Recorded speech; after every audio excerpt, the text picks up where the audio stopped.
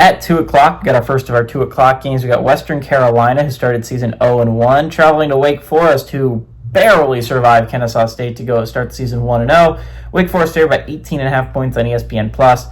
Robbie Ashford went 20 of 28, threw for 218 yards, also led his team on the ground with 18 carries for 42 yards and a touchdown. Ine Fali had 4 catches for 52 yards. Again, this is an important game for Wake Forest is to win your out-of-conference games. This is the layups that you are given if you're Wake Forest. This is Western Carolina and Kennesaw State. If your goal is to make a bowl game, which I think is Wake Forest's dream goal at this point, I don't see a future where it's a lot better than making a bowl game. But this is a big game for Wake Forest to win, right? They're coming off just a not good game against Kennesaw State. Kennesaw State was a game they honestly should have lost. They won 10-9 for those who did not know.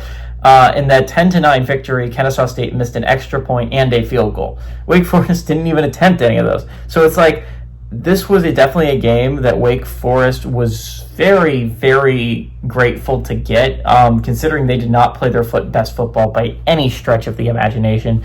The Demon Deacs put themselves in a decent spot to win the game, but they did not play well enough to really beat an opponent that's better than Kennesaw State. Remember, Kennesaw State is a team that went 1-11 last year in Conference USA play. Now, to be fair, Kennesaw State could be better this year. They could take a jump. They could not be a 1-11 squad.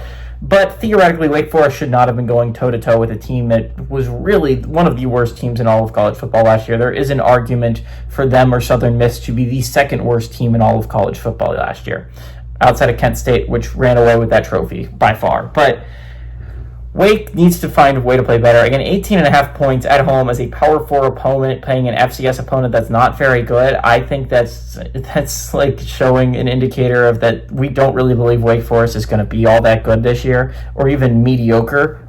This is a Wake Forest team that, honestly, despite their schedule being pretty easy, again, they only play one ranked team the entire year. This is a Wake team that should probably go 4-8. Like, this is one of the worst teams in the ACC. I think if I had to rank them, Stanford, them, and Virginia, I think the 3 worst teams in the ACC, I think they're going to finish in the bottom 3.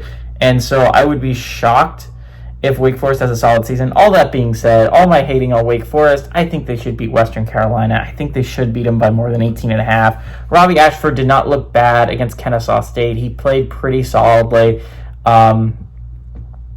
All things considered, this is his first start against a Kennesaw State team. I mean, like, this is probably not going to be a good Wake Forest team. I do think this is a Wake Forest team that is better than 18.5 points than Western Carolina. So give me the Demon Deacs at home to win and cover.